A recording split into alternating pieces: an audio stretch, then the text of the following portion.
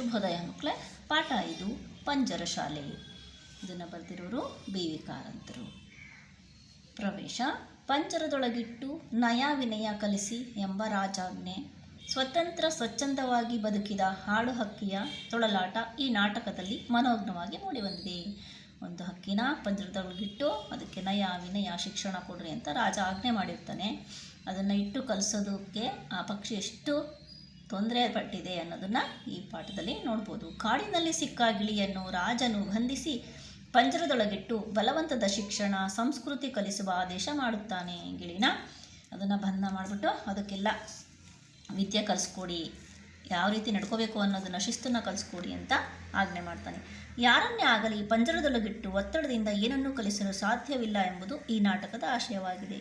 ಯಾರೇ ಆಗ್ಬೋದು, ಮನುಷ್ಯರಾಗ್ಬೋದು, ಪ್ರಾಣಿ ಆಗ್ಬೋದು, ಮತ್ತಾರೇ ಆದರೂ ಸಹ ಒತ್ತಡದಿಂದ ಅಂದರೆ ಒತ್ತಾಯ ಹೇರಿ ಏನೂ ಕಲಿಸೋಕ್ಕಾಗಲ್ಲ. ಅವರೇ ಸ್ವಂತ ಇಚ್ಛೆಯಿಂದ ಕಲಿಬೇಕು ಅನ್ನೋದನ್ನು ಈ ಪಾಠದ ಮುಖಾಂತರ ನಾವು ತಿಳ್ಕೊಬಹುದು. ಪಾಠಕ್ಕೆ ಬರೋಣ. ವಸಂತದ ವೈಭವ. ವಸಂತ ಅಂದರೆ ಎಲ್ಲ ಗಿಡ ಮರಗಳಲ್ಲಿ ಚಿಗುರು ಹಸಿರು ನಳನಳಿಸ್ತಾ ಇರ್ತದೆ ಅಂತ ವೈಭವದಿಂದ ಕೂಡಿರ್ತಕ್ಕಂಥ ರಾಜೋದ್ಯಾನ ಅಂದರೆ ರಾಜರ ಉದ್ಯಾನ. ತುಂಬ ಹಸಿರಿಂದ ಕೂಡಿರುತ್ತೆ. ಎಲ್ಲ ಕಡೆ ಹೂವು ಗಿಡ ಚಿಗುರು ಎಲ್ಲ ತುಂಬಿರುತ್ತೆ. ಹಿನ್ನೆಲೆಯಲ್ಲಿ ಆಲಾಪ ಅಂದರೆ ಅಲ್ಲಿ ಸಂಗೀತ ಕೇಳ್ತಾ ಇರುತ್ತೆ. ಅನಂತರ ಗಿಳಿವಿಂಡು ವಿಹರಿಸಿ ಹೊರಡಲು ಸಿದ್ಧವಾಗುತ್ತಿರುವಷ್ಟರಲ್ಲಿ ಅಲ್ಲಿ ಗಿಳಿವಿಂಡು ಅಂದರೆ ಗುಂಪು ಗಿಳಿಗಳು ಬಂದು ಕೂತ್ಕೊಂಡು ಅಲ್ಲೆಲ್ಲ ಸುಧಾರಿಸ್ಕೊಂಡು ಮುಂದೆ ಹಾರಕ್ಕಂತ ಹೊರಡ್ತಾ ಇರುತ್ತೆ. ಅಷ್ಟರಲ್ಲಿ ಒಂದು ಗಿಳಿಮರಿ ಹಣ್ಣು ತೂಗಿ ಬಾಗಿದ ಗಿಡವೊಂದನ್ನು ಕಂಡು ಸಂತೋಷದಿಂದ ಹುಚ್ಚೆದ್ದು ಕೂಗುವುದು. ಅಷ್ಟರಾಗೆ ಒಂದು ಗಿಳಿಮರಿ ಈ ಕಡೆ ನೋಡ್ಬಿಡುತ್ತೆ. ಮರದ ತುಂಬ ಹಣ್ಣು ತುಂಬ್ಕೊಂಡ್ಬಿಟ್ಟು ಗಿಡ ಬಾಗ್ಬಿಟ್ಟಿರುತ್ತೆ. ಅದನ್ನು ನೋಡಿಬಿಟ್ಟು ಏನಂತ ಕಿರಿಸ್ತಾ ಇದೆ ಗಿಳಿಮರಿ. ಬನ್ನಿ ಬನ್ನಿ ಮಧುಫಲ ತಿನ್ನಿ, ಬೇಗ ಹಾರಿ ಬನ್ನಿ. ಬನ್ನಿರಿ ಎಲ್ಲ ಪಕ್ಷಿಗಳಿಗೂ ಅಂದರೆ ಗಿಳಿಗಳಿಗೆಲ್ಲ ಕರೆಯುತ್ತೆ. ಬನ್ನಿ, ಮಧುಫಲ ಅಂದರೆ ಸಿಹಿಯಾದ ಹಣ್ಣಿದೆ, ಬೇಗ ಹಾರಿ ಬನ್ನಿ ತಿನ್ನೋಣ ಅಂತ ಕರೆಯುತ್ತೆ. ಅಲ್ಲಿಯವರೆಗೆ ನಿದ್ರೆ ಮಾಡುತ್ತಿದ್ದ ಉದ್ಯಾನ ರಕ್ಷಕರು ಕೂಗಿಗೆ ಎಚ್ಚೆತ್ತು ಓಡಿ ಬರುವರು. ನಾವು ಉದ್ಯಾನವನ್ನು ಕಾಯಕ್ಕೆ ಇಟ್ಟಿರ್ತಾರಲ್ಲ ರಕ್ಷಕರು, ಅವರು ಇದನ್ನು ಕೂಗ್ತಾ ಇರುತ್ತಲ್ಲ ಬನ್ನಿ ಬನ್ನಿ ತಿನ್ನಿ ಅಂತ, ಅದನ್ನು ಕೂಗಿಗೆ ಓಡಿ ಬರ್ತಾರೆ. ರಕ್ಷಕರು ಹಿಡೀರಿ ಬಡೀರಿ ಹಣ್ಣುಗಳನ್ನು ಬಡಿದೋಡಿಸಿ. ಹಣ್ಣು ತಿನ್ನಕ್ಕಂತ ಹೋಗ್ತಾ ಇರೋದನ್ನು ಪಕ್ಷಿಗಳನ್ನ ಹಿಡ್ಕೊಳ್ರಿ ಬಡೀರಿ, ಅವರು ಹಣ್ಣು ಕಳ್ತನ ಮಾಡ್ತಾ ಇದ್ದಾರೆ, ಬಡಿದೋಡಿಸ್ಬೇಕು ಅಂತ ಓಡಿ ಬರ್ತಾರೆ. ಗಿಳಿವಿಂಡು ಹೆದರಿ ಚಲ್ಲಾಪಿಲ್ಲಾಗಿ ಓಡದೊಡಗು. ಎಲ್ಲ ಹಣ್ಣು ತಿನ್ನಕ್ಕೆ ಬಂದಿದ್ವಲ್ಲ ಈ ರಕ್ಷಕ ಬಂದಿದ್ದು ನೋಡಿ ಅವೆಲ್ಲ ಹೆದರ್ಕೊಂಡು ಆ ಕಡೆ ಈ ಕಡೆ ಓಡ್ತವೆ. ರಕ್ಷಕರು ಕೋಲಿನಿಂದ ನೆಲ ಬಡಿಯುತ್ತಾ ಅಟ್ಟಿಸುವರು. ಮತ್ತು ಪಕ್ಷಿಗಳು ಹಾರೋಗ್ಲಿ ಅಂತ ಟಪ್ಪ ಅಂತ ನೆಲಕ್ಕೆ ಬಡಿತಾರೆ ಕೋಲು. ಆ ಶಬ್ದಕ್ಕೆ ಮತ್ತು ಇವರದು ಕೂಗಿಗೆ ಅವು ಹಾರೋಗ್ತವೆ. ಒಂದೇ ರಕ್ಷಕ ಹೇಳ್ತಾನೆ, ಸದೆ ಬಡಿಯಿರಿ ಬಿಡಬೇಡಿ, ಒಂದು ಪಿಳ್ಳೆಯೂ ಹಾರಿ ಹೋಗೋದಿರಲಿ. ಏನು ಹೇಳ್ತಾನೆ ನೋಡ್ರಿ, ಒಂದು ಹಾರೋಗ್ಬಾರ್ದು, ಹಂಗೆ ಸದೆ ಬಡಿ ಅಂದರೆ ಸಾಯಿಸಿಬಿಡಬೇಕು, ಬಿಡಬಾರ್ದು ಅಂತ ಹೇಳ್ತಾನೆ. ರಕ್ಷಕರ ಕೈಗಾಗಲಿ ಬಲೆಗಾಗಲಿ ಸಿಕ್ಕದೆ ಗಿಳಿಗಳು ತಪ್ಪಿಸಿಕೊಂಡು ಹಾರಿ ಹೋಗುವವು. ಅವನು ಅಷ್ಟು ಬಂದ್ರೂ ಒಂದೂ ಸಹ ಗಿಳಿ ಸಿಗಲೇ ಇಲ್ಲ, ಹಾರೋಗ್ಬಿಟ್ಟು. ಬಲೆ ಹಾಕಿದರೂ ಸಿಗಲಿಲ್ಲ, ಅವ್ರ ಕೈಗೂ ಸಿಗಲಿಲ್ಲ.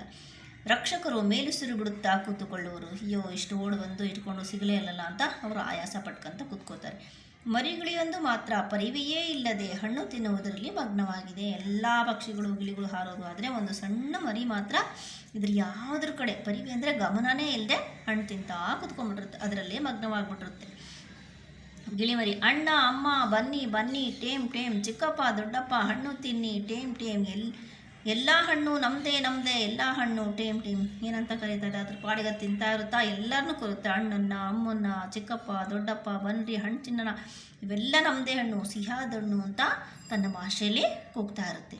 ದಣಿದು ಕೂತ ರಕ್ಷಕರ ಕಿವಿ ನೆಟ್ಟಗಾಗುವುದು. ಹುಡುಕಲು ಪ್ರಾರಂಭಿಸೋರು. ನಾವು ಇಷ್ಟೊತ್ತಾದರೂ ಒಂದು ಸಿಗಲಿಲ್ಲ, ಇದ್ಯಾವುದೋ ಒಂದು ಕಿಳಿಮರಿ ಇದೆಯಲ್ಲ ಅಂಥೇಳಿ ಅವ್ರ ಕಿವಿ ನೆಟ್ಟಗಾಗುತ್ತಾ, ಎಲ್ಲೋ ಇದೆ ಹುಡುಕಕ್ಕೆ ಪ್ರಾರಂಭ ಮಾಡಬೇಕು ಅಂತ ಹುಡುಕಕ್ಕೆ ಪ್ರಾರಂಭ ಮಾಡ್ತಾರೆ.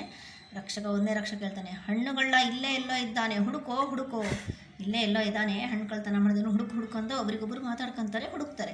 ಗಿಳಿಮರಿ ಟೇಮ್ ಬನ್ನಿ ಇನ್ನೂ ಕೂಗ್ತಾನೆ ಇರುತ್ತೆ, ಬನ್ನಿರಿ ತಿನ್ನಕ್ಕೆ ಅಂತ. ಎರಡನೇ ರಕ್ಷಕ ಹೇಳ್ತಾನೆ, ತೋಟಗಳ ಕೊನೆಗೂ ಸಿಕ್ಕ, ಹಿಡಿಯೋ ಬಡಿಯೋ. ರಕ್ಷಕರು ಗಿಳಿಯನ್ನು ಸುತ್ತುಗಟ್ಟೋರು. ಅಷ್ಟೊತ್ತಿಗೆ ಅವರಿಗೆ ಗೊತ್ತಾಗ್ಬಿಡ್ತಿದ್ರ ಜಾಗ ಬಂದು ಇಬ್ಬರು ಸುತ್ತುಗಟ್ಕೊಂಡು ಆ ಗಿಳಿನ ಇಟ್ಕೊಂಡೇ ಬಿಡ್ತಾರೆ. ರಕ್ಷಕ ರಾಜನ ತೋಟ ಹಾಳು ಮಾಡ್ತಿ. ರಕ್ಷಕ ಹೇಳ್ತಾನೆ, ರಾಜನ ತೋಟ ಹಾಳು ಮಾಡ್ತಾ ಇದೆಯಲ್ಲ, ಎಷ್ಟು ಚೆನ್ನಾಗಿರೋ ತೋಟನ ಅಂತ. ಎರಡನೇ ರಕ್ಷಕ, ದೊರೆ ತೋಟದ ಹಣ್ಣು ತಿಂತಿ. ದೊರೆ ಅಂದರೆ ರಾಜನ ತೋಟದ ಹಣ್ಣು ತಿಂತಾ ಇದೆಯಲ್ಲ ನೀನು ಅಂತ ಅದಕ್ಕೆ ಬೈತಾನೆ. ರಕ್ಷಕ ಇವತ್ತು ನನಗೆ ಕೋಲು ಪೂಜೆ, ಅದಕ್ಕೆ ಒಬ್ಬನೇ ರಕ್ಷಕ ಹೇಳ್ತಾನೆ, ಕೋಲಲ್ಲಿ ಹೊಡೆದು ನಿನ್ನ ಕೊಂದೇ ಬಿಡ್ತೀವಿ ತಡಿ ಅಂತ ಹೇಳ್ತಾನೆ. ರಕ್ಷಕ 2, ಕಿತ್ತು ಬಿಡೋಣ ರೆಕ್ಕೆ ಪುಕ್ಕ ಅನ್ನೋ ರೆಕ್ಕೆನ ಪುಕ್ಕನ ಕಿತ್ತೇ ಬಿಡೋಣ, ಅದಕ್ಕೆ ಹಾರಕ್ಕೆ ಹೋಗೋಕ್ಕಾಗೋದೇ ಇಲ್ಲ ಅಂತ ಎರಡನೇ ರಕ್ಷಕ ಹೇಳ್ತಾನೆ. ಒಂದನೇ ರಕ್ಷಕ ಹೇಳ್ತಾನೆ, ಮೂರ್ಖ ಗಿಳಿಯಪ್ಪ, ನೀನಿಂಥ ಮೂರ್ಖ ಇದೆಯಾ, ಇದಕ್ಕೆ ರಕ್ಷಕ ದಡ್ಡರ ಹೆಡ್ಡ ತುಡುಗಪ್ಪ, ನೀನು ತುಂಬ ದಡ್ಡ ಇದೆಯಾ ಮತ್ತು ಬುದ್ಧಿ ಇಲ್ಲದೇವನಿದೆಯಾ, ಹೆಡ್ಡ ಇದೆಯಾ ಅಂತ ಹೇಳ್ತಾನೆ. ರಕ್ಷಕ ಒಂದು ಮುಗೀತು ಇವತ್ತು ನಿನ್ನ ಕತೆ, ಆಯ್ತು ಬಿಡು ನಮ್ಮ ಕೈಯಲ್ಲಿ ಸಿಕ್ಕಿದ್ಯಾ, ನಿನ್ನ ಕತೆ ಮುಗಿದೇ ಹೋಯ್ತು, ನಾವು ನಿಮ್ಮನ್ನು ಬದುಕಕ್ಕೆ ಬಿಡಲ್ಲ ಅಂತ ರಕ್ಷಕ ಒಂದೇ ಹೇಳ್ತಾನೆ.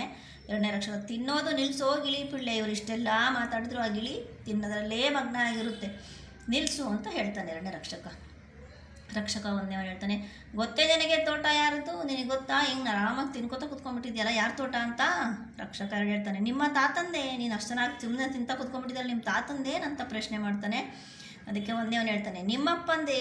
ಅವ್ನು ತಾತಂದೆ ಅಂತ ಕೇಳಿದ್ರೆ ನಿಮ್ಮ ಅಪ್ಪಂದ, ನೀನು ಹೀಗೆ ಕೂತ್ಕೊಂಡು ತಿಂತಾ ಇದೆಯಲ್ಲ ಅಂತ ಒಂದೇ ರಕ್ಷಕ ಹೇಳ್ತಾನೆ. ಎರಡನೇ ರಕ್ಷಕರ, ನಮ್ಮ ರಾಜಂದು ಇದು, ನಿಮ್ಮ ಅಪ್ಪಂದು ಅಲ್ಲ ತಾತಂದು ಅಲ್ಲ, ಇದು ನಮ್ಮ ರಾಜಂದು ಅಂತ ಉತ್ತರ ಕೊಡ್ತಾನೆ. ಅದಕ್ಕೆ ಒಂದೇ ರಕ್ಷಕ ಹೇಳ್ತಾನೆ, ಈ ಮರ, ಈ ಗಿಡ, ಹೂವು, ಹಣ್ಣು, ಈ ಮರ, ಈ ಗಿಡ, ಇಲ್ಲಿರೋ ಎಲ್ಲ ವಸ್ತುಗಳು, ಹೂವು ಆಗಿರ್ಬೋದು, ಹಣ್ಣಾಗಿರ್ಬೋದು, ಈ ತೋಟ ಆಗಿರ್ಬೋದು, ಎಲ್ಲ ನಮ್ಮ ರಾಜಂದು ಅಂತ ಎರಡನೇ ರಕ್ಷಕ ಉತ್ತರ ಕೊಡ್ತಾನೆ. ಅದಕ್ಕೆ ರಕ್ಷಕ ಒಂದು, ಎಂಥ ರಾಜ ಗೊತ್ತೇ ನಿಂಗೆ, ರಾಜಾದಿರಾಜ. ಅದಕ್ಕೆ ಒಂದೇ ಹೇಳ್ತಾನೆ, ರಾಜ ಎಂಥವನು ಗೊತ್ತಾ, ಅವನು ರಾಜರಿಗೆ ರಾಜ, ರಾಜಾದಿರಾಜ. ಎರಡನೇ ರಕ್ಷಕ, ಸಾವಿರ ಸೇನೆಯ ರಾಜ, ಅವನ ಹತ್ರ ಸಾವಿರ ಸೇನೆ ಇದೆಯಂತೆ, ಅಂಥ ರಾಜನಂತೆ. ಗಿಳಿಮರಿ, ಬನ್ರೋ ನಮ್ಮದು ಹಣ್ಣು ತಿನ್ನು ಅನ್ನೋದೇ ಹಣ್ಣಿನ ತೋಟ. ಆ ಗಿಳಿ ಏನು ಹೇಳುತ್ತೆ ನೋಡ್ರಿ, ಬನ್ರಿ ಹಣ್ಣು ತಿನ್ನಿರಿ, ನಾವು ತಿಂತಾವಿ ಅಂದರೆ ಇದು ನಮ್ಮದೇ ತೋಟ, ಯಾರ್ದು ಅಲ್ಲ ಅಂತ ಹೇಳುತ್ತೆ. ರಕ್ಷಕ ಒಂದು, ಮರಿ ಪಿಳ್ಳೆ, ರಾಜನ ಭಯ ಇಲ್ವೇನೋ ನಿಂಗೆ. ಅವನು ಕೇಳ್ತಾನೆ, ನಿನಗೆ ಸಣ್ಣ ಪ್ರಾಣಿ ಇದೆಯಾ, ನಿನಗೆ ರಾಜನ ಬಗ್ಗೆ ಭಯನೇ ಇಲ್ವಾ ಅಂತ ಕೇಳ್ತಾನೆ. ರಕ್ಷಕ ಎರಡು, ರಾಜಂದು ಹೋಗಲಿ ನಮ್ಮ ಭಯನೂ ಇಲ್ಲೇನೋ, ರಾಜ ಹೋಗಲಿ ಇಲ್ಲೇ ನಾವು ಎದುರಿಗೆ ಕೋಲ್ ಇಟ್ಕೊಂಡಿದ್ದೀವಿ, ನಮ್ಮ ಭಯನೂ ಇಲ್ವಾ ನಿನಗೆ ಅಂತ ಎರಡನೇ ರಕ್ಷಕ ಕೇಳ್ತಾನೆ.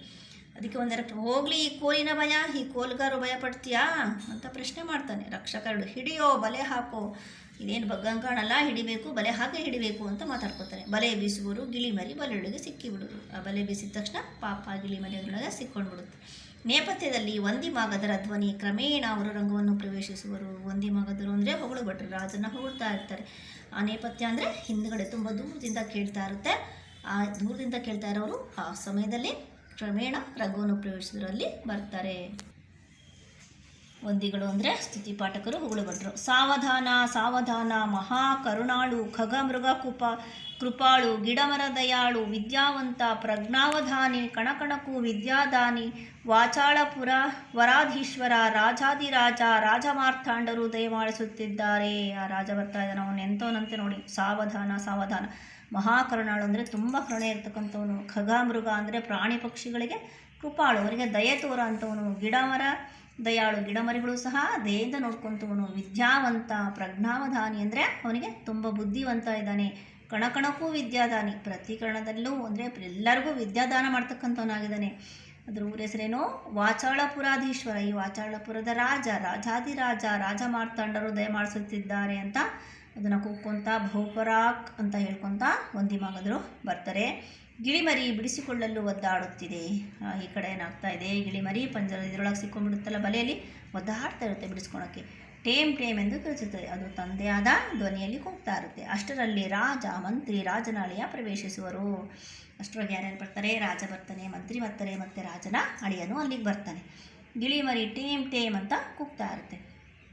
ರಾಜ ಆಶ್ಚರ್ಯದಿಂದ ಇದೇನು ಒದರುತ್ತಿದೆ, ಅವನಿಗೆ ಆಶ್ಚರ್ಯ ಆಗ್ಬಿಡುತ್ತೆ. ರಾಜ ಇದೇನು ಹಿಂಗೆ ಒದರ್ತಾ ಇದೆಯಲ್ಲ, ಕೂಗ್ತಾ ಇದೆ ಅಂತ ಕೇಳ್ತಾನೆ. ಮತ್ತೆ ಅದು ಟೇಮ್ ಅಂತ ಕೂಗುತ್ತೆ. ರಾಜ, ಯಾವ ಭಾಷೆ ಮಾತಾಡ್ತಾ ಇದ್ದೀ? ಪ್ರಾಕೃತ ಭಾಷೆ, ಪಿಶಾಚ ಭಾಷೆ, ಇದು ಯಾವ ಭಾಷೆ ಮಾತಾಡ್ತಾ ಇದೆ? ಇದು ಪ್ರಾಕೃತ ಅಂದರೆ ತುಂಬ ಹಳೆ ಭಾಷೆನಾ ಅಥವಾ ಪಿಶಾಚಿ ಭಾಷೆನಾ ಅಂತ ಕೇಳಿದ್ರೆ ಗಿಳಿ ಏನಾಗುತ್ತೆ, ಟೇಮ್ ಅಂತ ಅನ್ನೋದಂದರೆ ತಂದೆ ಭಾಷೆಯಲ್ಲಿ ಕೂಗುತ್ತೆ.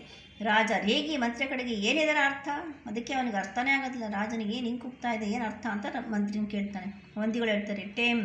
ಮಂತ್ರಿ ಸನ್ನೆ ಮಾಡಲು ಗಪ್ಪನೆ ಬಾಯಿ ಮುಚ್ಚೋರು. ಟೇಮ್ ಅಂತ ಏನೋ ಹೇಳಕ್ಕೆ ಹೋಗ್ತಾರೆ ವಂದಿಮಾಗದರು.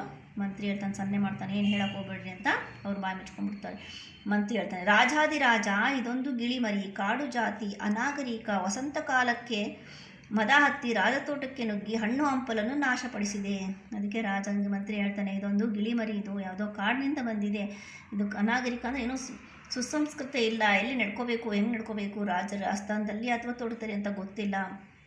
ಈ ವಸಂತ ಮಾಸದಲ್ಲಿ ಎಲ್ಲ ಚಿಗುರಿಲೆಯಿಂದ ಹಣ್ಣಿಂದ ತೂಗಿ ಬಾಗ್ತಾ ಇದೆಯಲ್ಲ, ಅದಕ್ಕೆ ತೋಟಕ್ಕೆ ನುಗ್ಗಿ ಹಣ್ಣು ಹಂಪಲನ್ನು ತಿನ್ನೋಕ್ಕೆ ಬಂದಿದೆ ಅಂತ ಹೇಳ್ತಾನೆ. ರಾಜ, ಇದಕ್ಕೆ ಮಾತು ಬರುತ್ತದೆಯೇ? ಇದಕ್ಕೆ ಮಾತು ಬರುತ್ತಾ ಅಂತ ರಾಜ ಕೇಳ್ತಾನೆ. ಮಂತ್ರಿ ಇಲ್ಲ ಅಂತಾನೆ. ಅದಕ್ಕೆ ರಾಜ ಕೇಳ್ತಾನೆ, ಹಾಡು ಬರುತ್ತದೆಯೇ? ಮಂತ್ರಿ ಇಲ್ಲ. ರಾಜ ಕೇಳ್ತಾನೆ, ಓದು ಬರುತ್ತದೆಯೇ ಅಂದರೆ ಅದಕ್ಕೆ ಓದೋಕ್ಕೂ ಬರಲ್ಲ ಅಂತ ಮಂತ್ರಿ ಉತ್ತರ ಕೊಡ್ತಾನೆ. ಮತ್ತೆ ರಾಜ ಕೇಳ್ತಾನೆ, ನೃತ್ಯ ಬರುತ್ತದೆಯೇ? ನೃತ್ಯ ಅಂದರೆ ಡಾನ್ಸ್ ಬರುತ್ತಾ ಅಂತ ಕೇಳ್ತಾನೆ. ಮಂತ್ರಿ ಇಲ್ಲ ಅಂತ. ರಾಜ ಅಂತ ತರ್ಕ, ಶಾಸ್ತ್ರ, ಪುರಾಣ, ವ್ಯಾಕರಣ ಇವೆಲ್ಲ ಶಾಸ್ತ್ರಗಳು ಬರ್ತಾ. ತರ್ಕಶಾಸ್ತ್ರ ಬರುತ್ತಾ, ಪುರಾಣ ಗೊತ್ತಾ, ವ್ಯಾಕರಣ ಗೊತ್ತಾ ಅಂತ ಕೇಳ್ತಾನೆ. ಅದಕ್ಕೆ ಮಂತ್ರಿ ಯಾವುದೂ ಬರೋದಿಲ್ಲ ಅಂತ ಉತ್ತರ ಕೊಡ್ತಾನೆ. ರಾಜ ಮತ್ತೇನು ಬರುತ್ತದೆ, ಜೀವನವೆಲ್ಲ ಏನು ಮಾಡುತ್ತದೆ, ಇದೇನು ಕಲ್ತೇ ಇಲ್ಲ ಅಂದರೆ ಇಡೀ ಜೀವನ ಏನು ಮಾಡುತ್ತೆ ಇದು ಪಕ್ಷಿ, ಮತ್ತೇನು ಮಾಡುತ್ತೆ ಅಂತ ಕೇಳ್ತಾನೆ ರಾಜ. ಮತ್ತು ಗಿಳಿ ಮರೆಯುತ್ತೆ, ಟೇಮ್ ಟೇಮ್ ಅಂತ ಕೂಗುತ್ತೆ. ಮಂತ್ರಿ ಮಹಾಪ್ರಭು ಈ ಗಿಳಿ ಅರಣ್ಯವಾಸಿ, ನಿರಕ್ಷರ ಕುಕ್ಷಿ, ತೀರಾ ಅಸಂಸ್ಕೃತ, ಸಂಗೀತವಿಲ್ಲ, ನೃತ್ಯವಿಲ್ಲ, ಗದ್ಯ ಪದ್ಯದ ಭೇದ ಗೊತ್ತಿಲ್ಲ. ಅದಕ್ಕೆ ಮಂತ್ರಿ ಹೇಳ್ತಾನೆ, ಇದು ಒಂದು ಅರಣ್ಯದಲ್ಲಿ ವಾಸ ಮಾಡ್ತಾ ಇರೋದು. ನಿರಕ್ಷರ ಕುಕ್ಷಿ ಅಂದರೆ ಒಂದು ಅಕ್ಷರ ಗೊತ್ತೇ ಇಲ್ಲ ಅದಕ್ಕೆ. ಅಸಂಸ್ಕೃತ ಅಂದರೆ ನಡವಳಿಕೆ, ಯಾರ ಹತ್ರ ಯಾವ ಥರ ನಡ್ಕೋಬೇಕು ಅನ್ನೋದು ಗೊತ್ತಿಲ್ಲ. ಸಂಗೀತ ಗೊತ್ತಿಲ್ಲ, ನೃತ್ಯ ಗೊತ್ತಿಲ್ಲ, ಗದ್ಯ ಪದ್ಯ ಅಂದರೆ ಏನು ಅಂತ ಗೊತ್ತಿಲ್ಲ. 1-2ರ ಬಗ್ಗೆ ಕೂಡ ಬರೋದಿಲ್ಲ. ಇದಕ್ಕೆ ಬರೋದು ಒಂದೇ, ಗಿಡ ಮರ ಹತ್ತಿ ಕೊಂಬೆ ಮುರಿದು ಹಣ್ಣು ತಿನ್ನೋದು, ಉದುರಿಸೋದು, ಆಮೇಲೆ ಅಂತ ಹೇಳ್ತಾರೆ. ಇದಕ್ಕೇನು ಬರಲ್ಲ. ಗಿಡ ಮರ ಹತ್ತೋದು, ಕೊಂಬೆ ಹಾರೋದು, ಹಣ್ಣು ತಿನ್ನೋದು, ಮುರಿದು ಹಾಕೋದು ಇಷ್ಟೇ ಗೊತ್ತಿರೋದು ಅಂತ ಮಂತ್ರಿ ಉತ್ತರ ಕೊಡ್ತಾನೆ.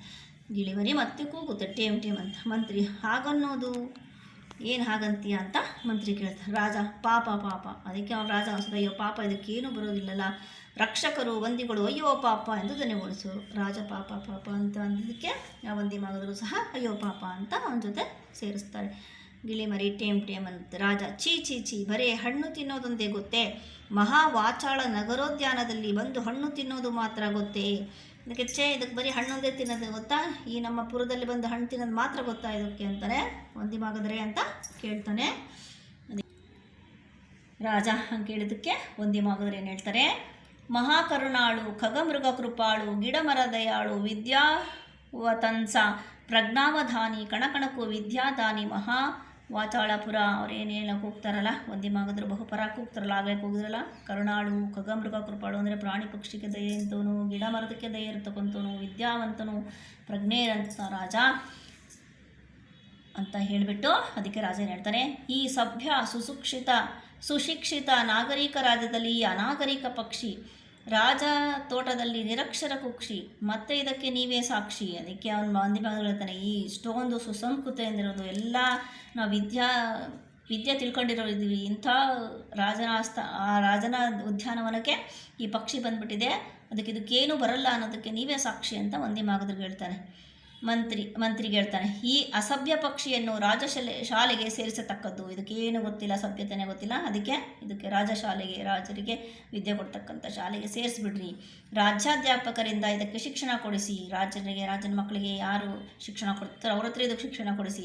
ಈ ಅನಾಗರಿಕ ಶುಕ ಪಕ್ಷಿಯ ಆದಿಮ ಪ್ರವೃತ್ತಿಗಳನ್ನು ಸುಧಾರಿಸಿ ಆಧುನಿಕ ಮಾಡತಕ್ಕದ್ದು. ಅನಾಗರಿಕ ಅಂದರೆ ಇದಕ್ಕೆ ಏನು ಗೊತ್ತಿಲ್ಲಲ್ಲ, ಅದಕ್ಕೆ ಶುಕ ಅಂದರೆ ಗಿಳಿ.